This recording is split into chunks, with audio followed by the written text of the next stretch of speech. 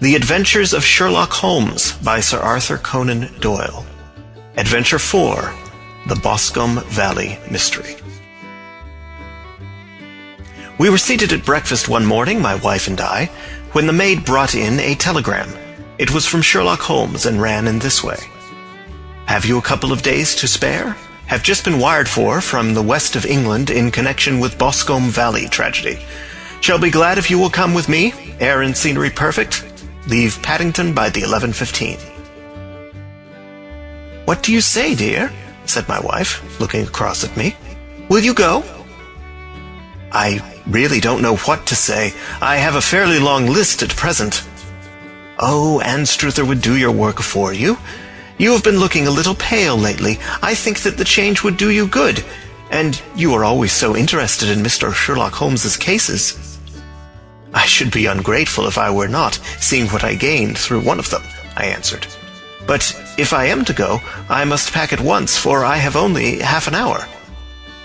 My experience of camp life in Afghanistan had at least had the effect of making me a prompt and ready traveler. My wants were few and simple, so that in less than the time stated, I was in a cab with my valise, rattling away to Paddington Station. Sherlock Holmes was pacing up and down the platform, his tall, gaunt figure made even gaunter and taller by his long grey travelling cloak and close-fitting cloth cap. "It is really very good of you to come, Watson," said he. "It makes a considerable difference to me having someone with me on whom I can thoroughly rely. Local aid is always either worthless or else biased. If you will keep the two corner seats, I shall get the tickets." We had the carriage to ourselves, save for an immense litter of papers which Holmes had brought with him. Among these he rummaged and read, with intervals of note-taking and of meditation, until we were past Reading. Then he suddenly rolled them all into a gigantic ball and tossed them up onto the rack. "Have you heard anything of the case?" he asked. "Not a word. I have not seen a paper for some days. The London press has not had very full accounts. I have just been looking through all the recent papers in order to master the particulars. It seems, from what I gather, to be one of those simple cases which are so extremely difficult." "That sounds a little paradoxical." "But it is profoundly true. Singularity is almost invariably a clue. The more featureless and commonplace a crime is, the more difficult it is to bring it home. In this case, however, they have established a very serious case against the son of the murdered man." "It is a murder, then?" "Well, it is conjectured to be so. I shall take nothing for granted until I have the opportunity of looking personally into it. I will explain the state of things to you as far as I have been able to understand it in a very few words. Boscombe Valley is a country district not very far from Ross in Herefordshire. The largest landed proprietor in that part is a Mr. John Turner, who made his money in Australia and returned some years ago to the old country. One of the farms which he held, that of Hatherley, was lent to Mr. Charles McCarthy, who was also an ex-Australian. The men had known each other in the colonies, so that it was not unnatural that, when they came to settle down, that they should do so as near each other as possible. Turner was apparently the richer man, so McCarthy became his tenant, but still remained, it seems, upon terms of perfect equality, as they were frequently together. McCarthy had one son, a lad of 18, and Turner had an only daughter of the same age, but neither of them had wives living. They appear to have avoided the society of the neighbouring English families and to have led retired lives, though both the McCarthys were fond of sport and were frequently seen at the race meetings of the neighbourhood. McCarthy kept 2 servants, a man and a girl. Turner had a considerable household, some half-dozen at the least. That is as much as I have been able to gather about the families. Now for the facts. On June 3rd, that is Monday last, McCarthy left his house at Hatherley about 3 in the afternoon and walked down to the Boscombe Pool, which is a small lake formed by the spreading out of the stream which runs down the Boscombe Valley. He had been out with his serving man in the morning at Ross, and he had told the man that he must hurry, as he had an appointment of importance to keep at 3. From that appointment he never came back alive. From Hatherley farmhouse to the Boscombe Pool is a quarter of a mile, and 2 people saw him as he passed over this ground. One was an old woman whose name is not mentioned, and the other was William Crowder, a gamekeeper in the employ of Mr. Turner. Both these witnesses deposed that Mr. McCarthy was walking alone. The gamekeeper adds that within a few minutes of his seeing Mr. McCarthy pass, he had seen his son, Mr. James McCarthy, going the same way with a gun under his arm. To the best of his belief, the father was actually in sight at the time and the son was following him. He thought no more of the matter until he heard in the evening of the tragedy that had occurred. The two McCarthys were seen after the time when William Crowder, the gamekeeper, lost sight of them. The Boscombe pool is thickly wooded round, with just a fringe of grass and of reeds round the edge. A girl of 14, Patience Moran, who is the daughter of the lodgekeeper of the Boscombe Valley estate, was in one of the woods picking flowers. She states that while she was there, she saw, at the border of the wood and close by the lake, Mr. McCarthy and his son, and that they appeared to be having a violent quarrel. She heard Mr. McCarthy the elder using very strong language to his son, and she saw the latter raise up his hand as if to strike his father. She was so frightened by their violence that she ran away and told her mother when she reached home that she had left the two McCarthys quarreling near Boscombe Pool, and that she was afraid that they were going to fight. She had hardly said the words when young Mr. McCarthy came running up to the lodge to say that he had found his father dead in the wood, and to ask for the help of the lodgekeeper. He was much excited, without either his gun or his hat, and his right hand and sleeve were observed to be stained with fresh blood. On following him, they found the dead body stretched out upon the grass beside the pool. The head had been beaten in by repeated blows of some heavy and blunt weapon. The injuries were such as might very well have been inflicted by the butt end of his son's gun, which was found lying on the grass within a few paces of the body. Under these circumstances, the young man was instantly arrested, and a verdict of willful murder having been returned at the inquest on Tuesday, he was on Wednesday brought before the magistrates at Ross, who have referred the case to the next assizes. Those are the main facts of the case, as they came out before the coroner and the police court.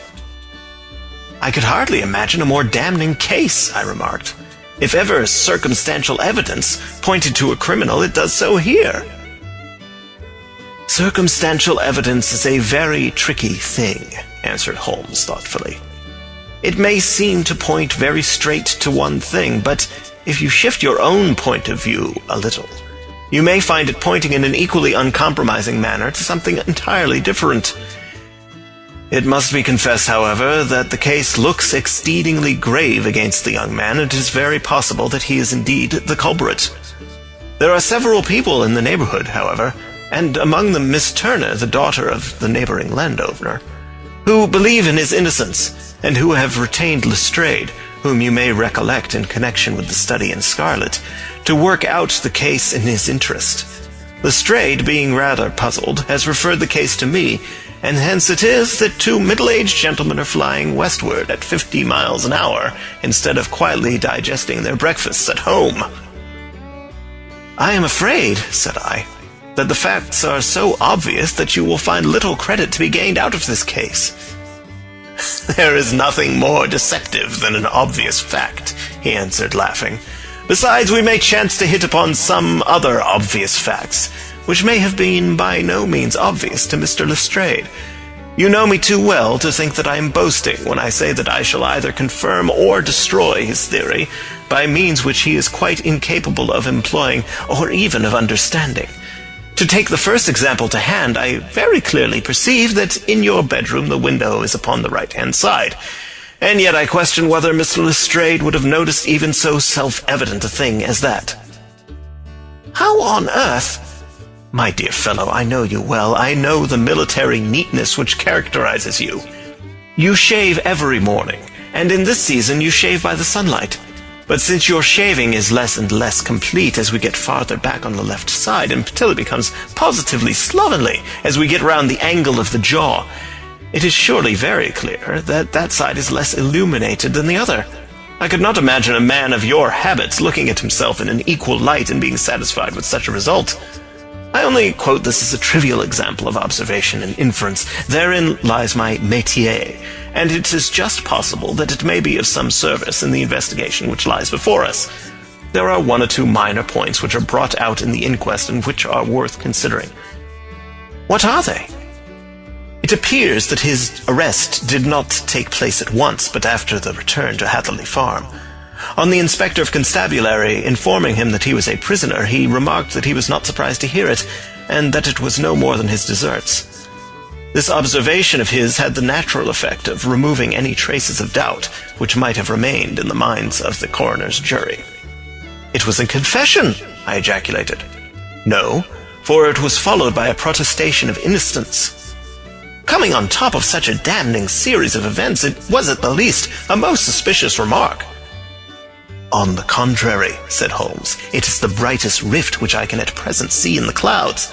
However innocent he might be, he could not be such an absolute imbecile as not to see that the circumstances were very black against him. Had he appeared surprised at his own arrest, or feigned indignation at it, I should have looked upon it as highly suspicious, because such surprise or anger would not be natural under the circumstances, and yet might appear to be the best policy to a scheming man. His frank acceptance of the situation marks him as either an innocent man, or else as a man of considerable self-restraint and firmness. As to his remark about his deserts, it was also not unnatural, if you consider that he stood beside the dead body of his father, and that there is no doubt that he had that very day so far forgotten his filial duty as to bandy words with him, and even, according to the little girl, whose evidence is so important, to raise his hand as if to strike him. The self-reproach and contrition which are displayed in his remark appear to me to be the signs of a healthy mind rather than of a guilty one." I shook my head.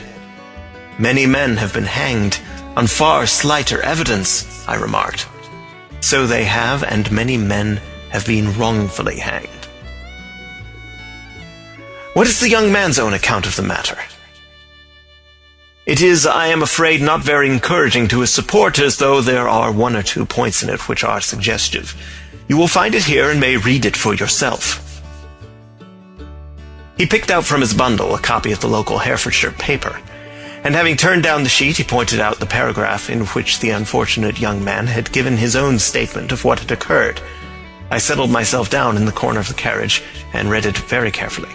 It ran in this way: "Mr. James McCarthy, the only son of the deceased, was then called and gave evidence as follows.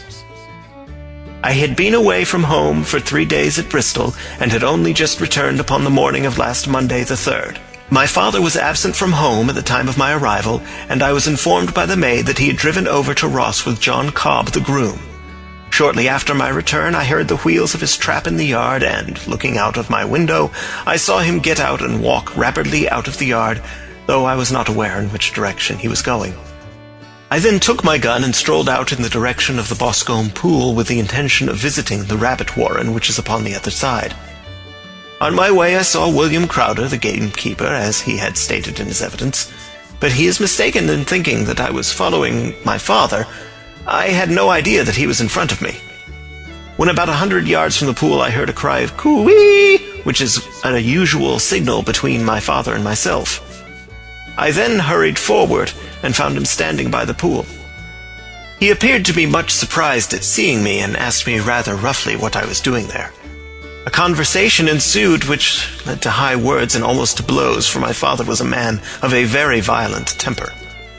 Seeing that his passion was becoming ungovernable, I left him and returned towards Hatherley Farm. I had not gone more than 150 yards, however, when I heard a hideous outcry behind me, which caused me to run back again. I found my father expiring upon the ground with his head terribly injured. I dropped my gun and held him in my arms, but he almost instantly expired. I knelt beside him for some minutes, and then made my way to Mr. Turner's lodgekeeper, his house being the nearest, to ask for assistance. I saw no one near my father when I returned, and I have no idea how he came by his injuries. He was not a popular man, being somewhat cold and forbidding in his manners. But he had, as far as I know, no active enemies. I know nothing further of the matter." The coroner: "Did your father make any statement to you before he died?" Witness: "He mumbled a few words, but I could only catch some allusion to a rat." The coroner: "What did you understand by that?" Witness: "It conveyed no meaning to me. I thought that he was delirious." The coroner: "What was the point upon which you and your father had this final quarrel?" Witness: "I should prefer not to answer."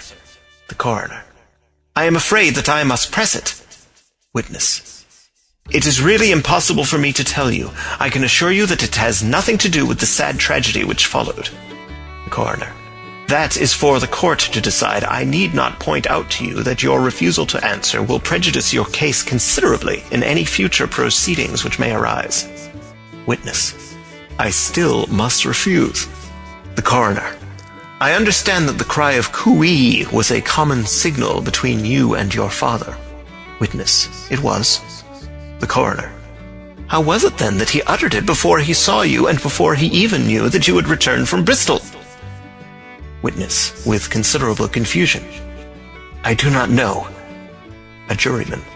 Did you see nothing which aroused your suspicions when you returned on hearing the cry and found your father fatally injured? Witness. Nothing definite. The coroner. What do you mean? Witness. I was so disturbed and excited as I rushed out into the open that I could think of nothing except my father. Yes, I have a vague impression that as I ran forward, something lay upon the ground to the left of me. It seemed to be something gray in color, a coat of some sort, or a plaid perhaps. When I rose from my father, I looked round for it, but it was gone. Do you mean that it had disappeared before you went to help? Yes, it was gone. You cannot say what it was? No, I had a feeling something was there. How far from the body? 12 yards or so. And how far from the edge of the wood? About the same. Then if it was removed, it was while you were within 12 yards of it? Yes, but with my back towards it. This concluded the examination of the witness. I see, said I as I glanced down the column, that the coroner in his concluding remarks was rather severe upon young McCarthy. He calls attention, and with reason, to the discrepancy about his father having signaled to him before seeing him, and also to his refusal to give details of his conversation with his father and his singular account of his father's dying words. They are all, as he remarks, very much against the son. Holmes laughed softly to himself and stretched himself out upon the cushioned seat. Both you and the coroner have been at some pains, said he, to single out the very strongest points in the young man's favor. Don't you see that you alternately give him credit for having too much imagination and too little? Too little if he could not invent a cause of quarrel which would give him the sympathy of the jury. Too much if he evolved from his own inner consciousness anything so outré as a dying reference to a rat and the incident of the vanishing cloth.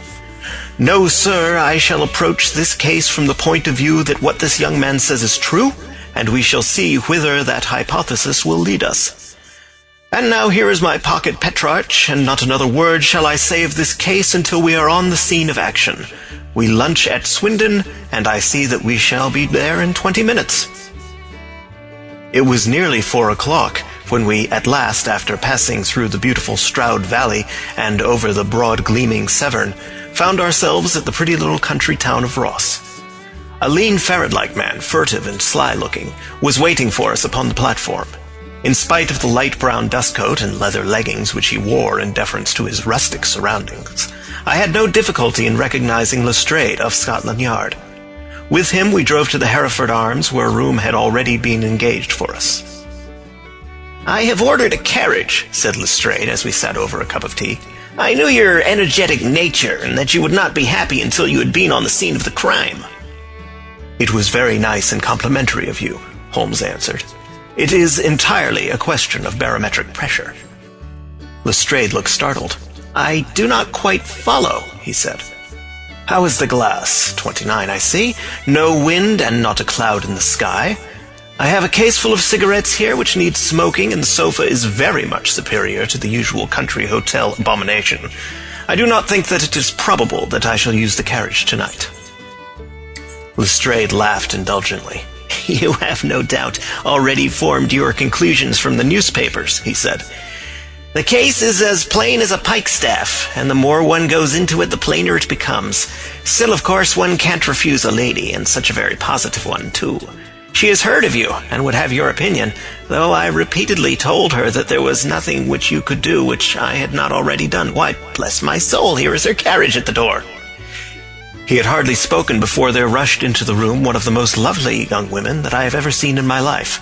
Her violet eyes shining, her lips parted, a pink flush upon her cheeks, all thought of her natural reserve lost in her overpowering excitement and concern. "Oh, Mr. Sherlock Holmes," she cried, glancing from one to the other of us, and finally with a woman's quick intuition fastening upon my companion. "I am so glad that you have come. I've driven down to tell you so. I know that James didn't do it. I know it, and I want you to start upon your work knowing it too. Never let yourself doubt upon that point. We have known each other since we were little children, and I know his faults, as no one else does, but he is too tender-hearted to hurt a fly. Such a charge is absurd to anyone who really knows him." "I hope we may clear him, Miss Turner," said Sherlock Holmes. "You may rely upon my doing all that I can." "But you have read the evidence. You have formed some conclusion. Do you not see some loophole, some flaw? Do you not yourself think that he is innocent?" "I think that it is very probable." "There now," she cried, throwing back her head and looking defiantly at Lestrade. "You hear? He gives me hopes." Lestrade shrugged his shoulders. "I am afraid that my colleague has been a little quick in forming his conclusions," he said. "But he is right. Oh, I know that he is right. James never did it. And about his quarrel with his father, I am sure that the reason why he would not speak about it to the coroner is because I was concerned in it." "In what way?" asked Holmes. "It is no time for me to hide anything. James and his father had many disagreements about me. Mr. McCarthy was very anxious that there should be a marriage between us. James and I have always loved each other as brother and sister, but of course he is young and has seen very little of life yet, and, well, naturally he did not wish to do anything like that yet, so there were quarrels, and this, I am sure, was one of them." "And your father?" asked Holmes. "Was he in favor of such a union?" "No, he was averse to it also. No one but Mr. McCarthy was in favor of it." A quick blush passed over her fresh young face as Holmes shot one of his keen, questioning glances at her. "Thank you for this information," said he. "May I see your father if I call tomorrow?" "I am afraid the doctor won't allow it." "The doctor?" "Yes. Have you not heard? Poor father has never been strong for years back, but this has broken him down completely. He is taken to his bed, and Dr. Willows says that he is a wreck and that his nervous system is shattered. Mr. McCarthy was the only man alive who had known Dad in the old days in Victoria." "Ha! In Victoria, that is important." "Yes, at the mines." "Quite so, at the gold mines, where, as I understand, Mr. Turner made his money." "Yes, certainly." "Thank you, Miss Turner. You have been of material assistance to me. You will tell me if you have any news tomorrow. No doubt you will go to the prison to see James. Oh, if you do, Mr. Holmes, do tell him that I know him to be innocent." "I will, Miss Turner." "I must go home now, for Dad is very ill, and he misses me so if I leave him. Goodbye, and God help you in your undertaking." She hurried from the room as impulsively as she had entered, and we heard the wheels of her carriage rattle off down the street. "I am ashamed of you, Holmes," said Lestrade with dignity after a few minutes' silence. "Why should you raise up hopes which you are bound to disappoint? I am not over-tender of heart, but I call it cruel." "I think that I see my way to clearing James McCarthy," said Holmes. "Have you an order to see him in prison?" "Yes, but only for you and me." "Then I shall reconsider my resolution about going out. We have still time to take a train to Hereford and see him tonight?" "Ample." "Then let us do so. Watson, I fear that you will find it very slow, but I shall only be away a couple of hours." I walked down to the station with them, and then wandered through the streets of the little town, finally returning to the hotel where I lay upon the sofa and tried to interest myself in a yellow-backed novel. The puny plot of the story was so thin, however, when compared to the deep mystery through which we were groping, and I found my attention wander so continually from the action to the fact that I at last flung it across the room and gave myself up entirely to a consideration of the events of the day. Supposing that this unhappy young man's story were absolutely true, then what hellish thing, what absolutely unforeseen and extraordinary calamity could have occurred between the time when he parted from his father and the moment when, drawn back by his screams, he rushed into the glade? It was something terrible and deadly. What could it be? Might not the nature of the injuries reveal something to my medical instincts? I rang the bell and called for the weekly country paper, which contained a verbatim account of the inquest. In the surgeon's deposition, it was stated that the posterior third of the left parietal bone and the left half of the occipital bone had been shattered by a heavy blow from a blunt weapon. I marked the spot upon my own head. Clearly, such a blow must have been struck from behind. That was to some extent in favor of the accused, as when seen quarreling he was face to face with his father. Still, it did not go for very much, for the older man might have turned his back before the blow fell. Still, it might be worthwhile to call Holmes's attention to it. Then there was the peculiar dying reference to a rat. What could that mean? It could not be delirium. A man dying from a sudden blow does not commonly become delirious. No, it was more likely to be an attempt to explain how he met his fate. But what could it indicate? I cudgelled my brains to find some possible explanation. And then the incident of the grey cloth seen by young McCarthy. If that were true, the murderer must have dropped some part of his dress, presumably his overcoat, in his flight, and must have had the hardihood to return and to carry it away at the instant when the son was kneeling with his back turned not a dozen paces off. What a tissue of mysteries and improbabilities the whole thing was! I did not wonder at Lestrade's opinion, and yet I had so much faith in Sherlock Holmes's insight that I could not lose hope as long as every fresh fact seemed to strengthen his conviction of young McCarthy's innocence. It was late before Sherlock Holmes returned. He came back alone, for Lestrade was staying in lodgings in the town. "The glass still keeps very high," he remarked as he sat down. "It is of importance that it should not rain before we are able to go over the ground. On the other hand, a man should be at his very best and keenest for such nice work as that, and I did not wish to do it when fagged by a long journey. I have seen young McCarthy." "And what did you learn from him?" "Nothing." "Could he throw no light?" "None at all. I was inclined to think at one time that he knew who had done it and was screening him or her. But I am convinced now that he is as puzzled as everyone else. He is not a very quick-witted youth, though comely to look at, and I should think sound at heart." "I cannot admire his taste," I remarked, "if it is indeed a fact that he was averse to a marriage with so charming a young lady as this Miss Turner." "Ah, thereby hangs a rather painful tale. This fellow is madly, insanely in love with her, but some 2 years ago, when he was only a lad, and before he really knew her, for she had been away 5 years at a boarding school, what does the idiot do but get into the clutches of a barmaid in Bristol and marry her at a registry office? No one knows a word of the matter, but you can imagine how maddening it must be to him to be upbraided for not doing what he would give his very eyes to do, but which he knows to be absolutely impossible. It was sheer frenzy of this sort which made him throw his hands up into the air when his father, at their last interview, was goading him on to propose to Miss Turner. On the other hand, he had no means of supporting himself, and his father, who was by all accounts a very hard man, would have thrown him over utterly had he known the truth. It was with his barmaid wife that he had spent the last 3 days in Bristol, and his father did not know where he was. Mark that point, it is of importance.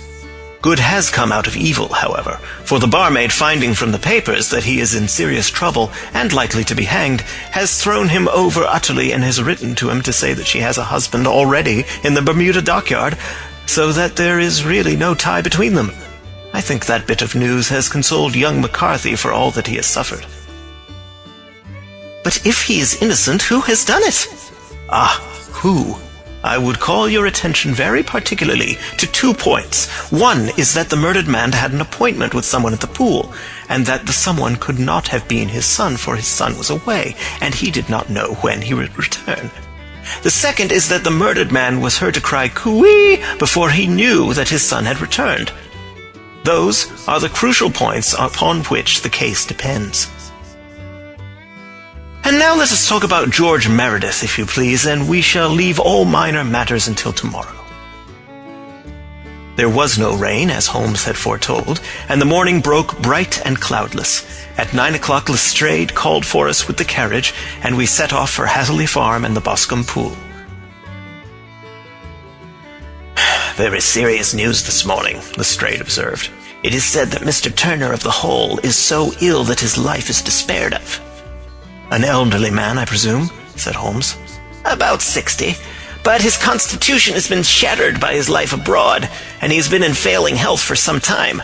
This business has had a very bad effect upon him. He was an old friend of McCarthy's, and I may add, a great benefactor to him, for I have learned that he gave him Hatherley Farm rent-free." "Indeed, that is interesting," said Holmes.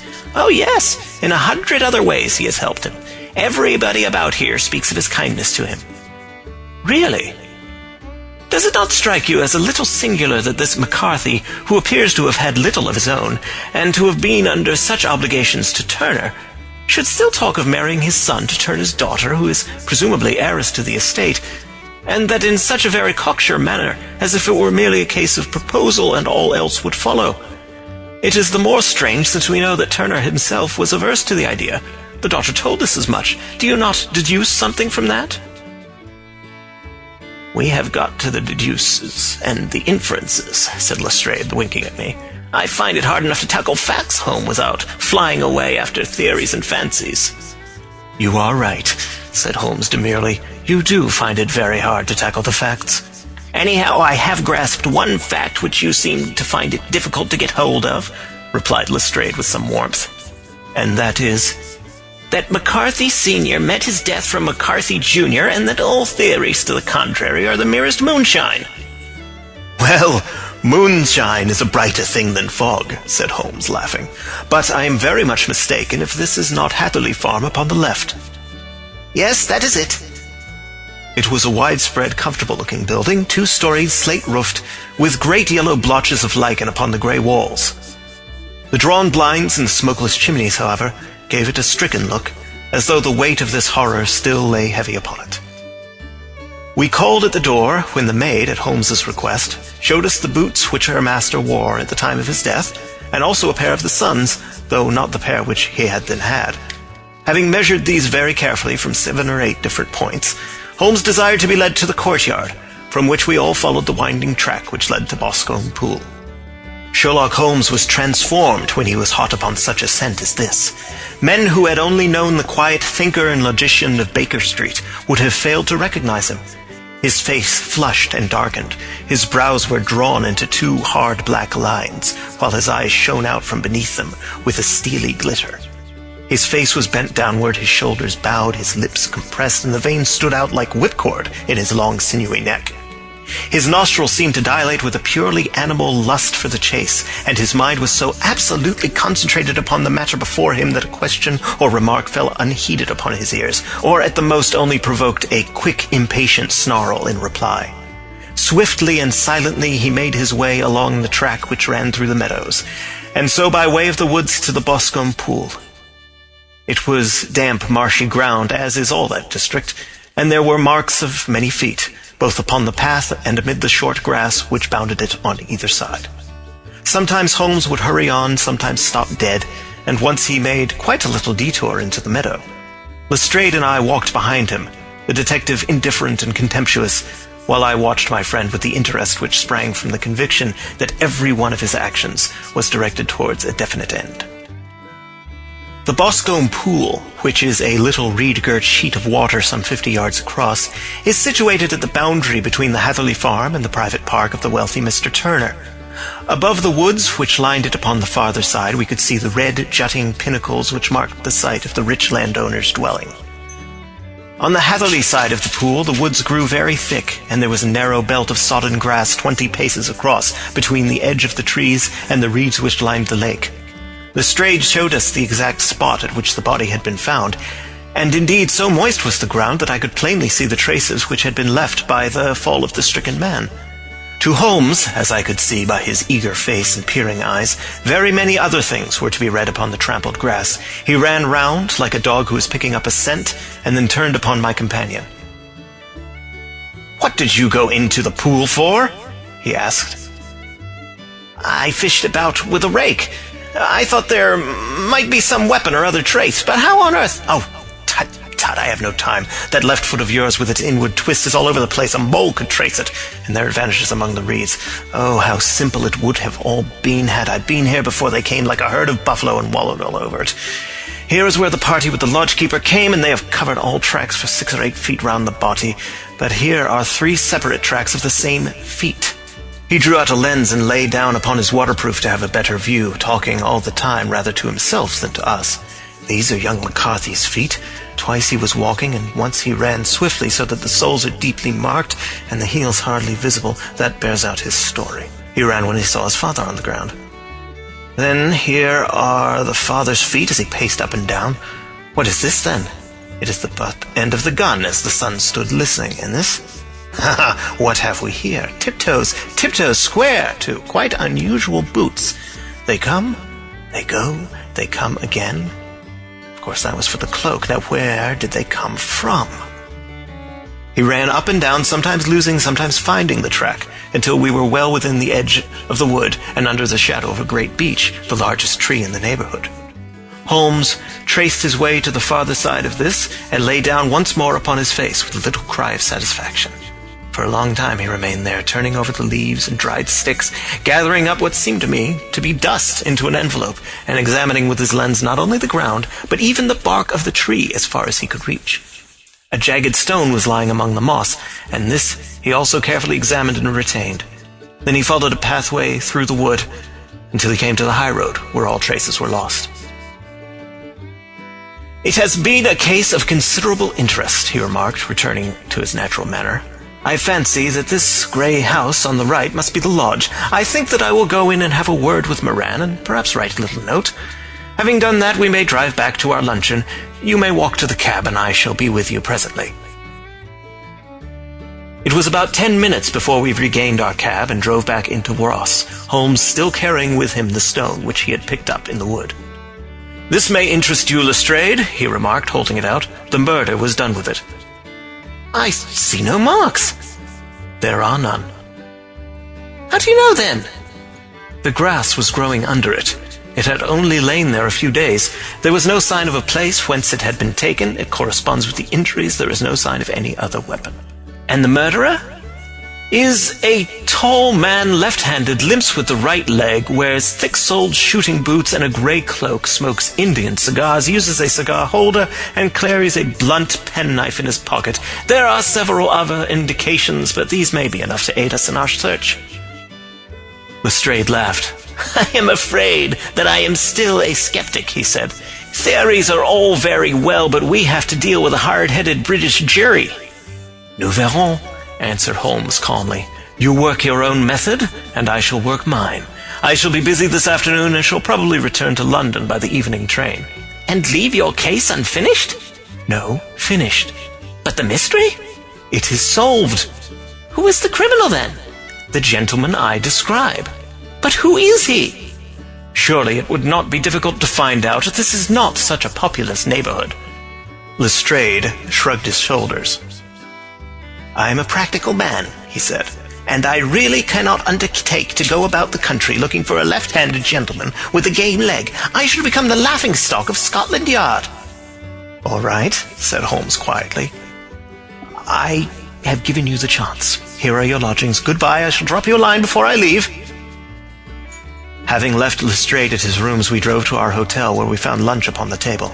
Holmes was silent and buried in thought, with a pained expression upon his face, as one who finds himself in a perplexing position. "Look here, Watson," he said when the cloth was cleared. "Just sit down in this chair and let me preach to you for a little. I don't know quite what to do, and I should value your advice. Light a cigar and let me expound." "Pray do so." "Well, now, in considering this case, there are 2 points about young McCarthy's narrative which struck us both instantly, although they impressed me in his favor and you against him. One was the fact that his father should, according to his account, cry "Cooey" before seeing him. The other was his singular dying reference to a rat. He mumbled several words, you understand, but that was all that caught the son's ear. Now, from this double point our research must commence, and we will begin it by presuming that what the lad says is absolutely true. What of this cooey, then? Well, obviously it could not have been meant for the son. The son, as far as he knew, was in Bristol. It was mere chance that he was within earshot. The cooey was meant to attract the attention of whoever it was that he had the appointment with.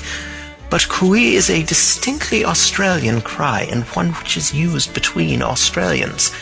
There is a strong presumption that the person whom McCarthy expected to meet him at Boscombe Pool was someone who had been in Australia. What of the rat, then? Sherlock Holmes took a folded paper from his pocket and flattened it out on the table. "This is a map of the colony of Victoria," he said. "I wired to Bristol for it last night." He put his hand over part of the map. "What do you read?" "A rat," I read. And now he raised his hand. Ballarat. Quite so. That was the word the man uttered, and of which his son only caught the last 2 syllables. He was trying to utter the name of his murderer, so-and-so of Ballarat. "It is wonderful!" I exclaimed. "It is obvious. And now you see I had narrowed the field down considerably. The possession of a grey garment was a third point which, granting the son's statement to be correct, was a certainty. We have come now out of mere vagueness to the definite conception of an Australian from Ballarat with a grey cloak. Certainly. And one who was at home in the district, for the pool can only be approached by the farm or by the estate, where strangers could hardly wander. Quite so. Then comes our expedition of today. By an examination of the ground I gained the trifling details which I gave to that imbecile Lestrade as to the personality of the criminal. But how did you gain them? You know my method. It is founded upon the observation of trifles. His height, I might know that you might roughly judge from the length of his stride. His boots, too, might be told from their traces. Yes, they were peculiar boots. But his lameness? The impression of his right foot was always less distinct than his left. He put less weight upon it. Why? Because he limped. He was lame. But his left-handedness? You were yourself struck by the nature of the injury as recorded by the surgeon at the inquest. The blow was struck from immediately behind and yet was upon the left side. Now, how can that be unless it were by a left-handed man? He had stood behind that tree during the interview between the father and son. He had even smoked there. I found the ash of a cigar, which my special knowledge of tobacco ashes enables me to pronounce as an Indian cigar. I have, as you know, devoted some attention to this, and written a little monograph on the ashes of 140 different varieties of pipe, cigar, and cigarette tobacco. Having found the ash, I then looked round and discovered the stump among the moss where he had tossed it. It was an Indian cigar, of the variety which are rolled in Rotterdam. And the cigar holder? I could see that the end had not been in his mouth, therefore he used a holder. The tip had been cut off, not bitten off, but the cut was not a clean one, so I deduced a blunt penknife. "Holmes," I said, "you have drawn a net round this man from which he cannot escape, and you have saved an innocent human life as truly as if you had cut the cord which was hanging him. I see the direction in which all this points. The culprit is—" "Mr. John Turner," cried the hotel waiter, opening the door of our sitting room and uttering in a visitor. The man who entered was a strange and impressive figure. His slow, limping step and bowed shoulders gave the appearance of decrepitude, and yet his hard, deep-lined, craggy features and his enormous limbs showed that he was possessed of unusual strength of body and of character. His tangled beard, grizzled hair, and outstanding drooping eyebrows combined to give an air of dignity and power to his appearance. But his face was of an ashen white, while his lips and the corners of his nostrils were tinged with a shade of blue. It was clear to me at a glance that he was in the grip of some deadly and chronic disease. "Pray sit down on the sofa," said Holmes gently. "You had my note?" "Yes, the lodge-keeper brought it up. You said that you wished to see me here to avoid scandal." "I thought people would talk if I went to the hall." "And why did you wish to see me?" He looked across at my companion with despair in his weary eyes, as though his question was already answered. "Yes," said Holmes, answering the look rather than the words. "It is so. I know all about McCarthy." The old man sank his face in his hands. "God help me," he cried. "But I would not have let the young man come to harm. I give you my word that I would have spoken out if it went against him at the assizes." "I am glad to hear you say so," said Holmes gravely. "I would have spoken now, had it not been for my dear girl.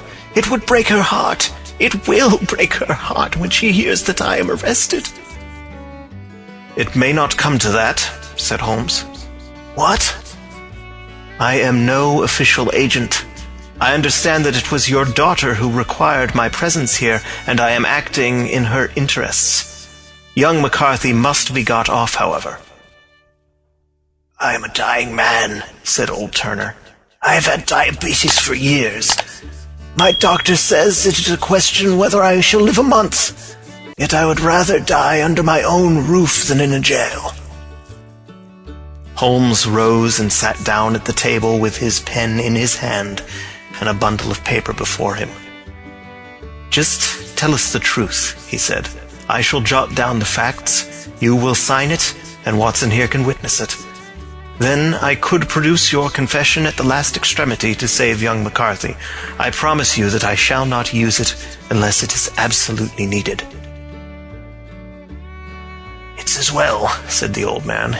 "It's a question whether I shall live to the assizes, so it matters little to me, but I should wish to spare Alice the shock.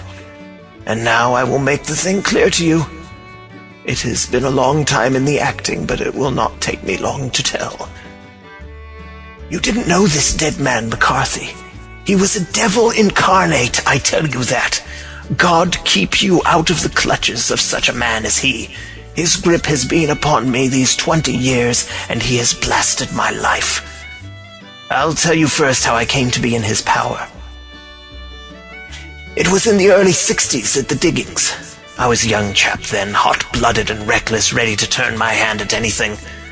I got among bad companions, took to drink, had no luck with my claim, took to the bush, and in a word became what you would call over here a highway robber. There were 6 of us, and we had a wild, free life of it, sticking up a station from time to time, or stopping the wagons on the road to the diggings. Black Jack of Ballarat was the name I went under, and our party is still remembered in the colony as the Ballarat Gang. One day, a gold convoy came down from Ballarat to Melbourne, and we lay in wait for it and attacked it. There were 6 troopers and 6 of us, so it was a close thing, but we emptied 4 of their saddles at the first volley. 3 of our boys were killed, however, before we got the swag. I put my pistol to the head of the wagon driver, who was this very man McCarthy. I wished to the Lord that I had shot him then, but I spared him, though I saw his wicked little eyes fixed on my face as though to remember every feature. We got away with the gold, became wealthy men, and made our way over to England without being suspected. There I parted from my old pals and determined to settle down to a quiet and respectable life. I bought this estate, which chanced to be in the market, and I set myself to do a little good with my money to make up for the way in which I had earned it. I married too, and though my wife died young, she left me my dear little Alice. Even when she was just a baby, her wee hand seemed to lead me down the right path as nothing else had ever done. In a word, I turned over a new leaf and did my best to make up for the past. All was going well when McCarthy laid his grip upon me. I had gone up to town about an investment, and I met him in Regent Street with hardly a coat to his back or a boot to his foot.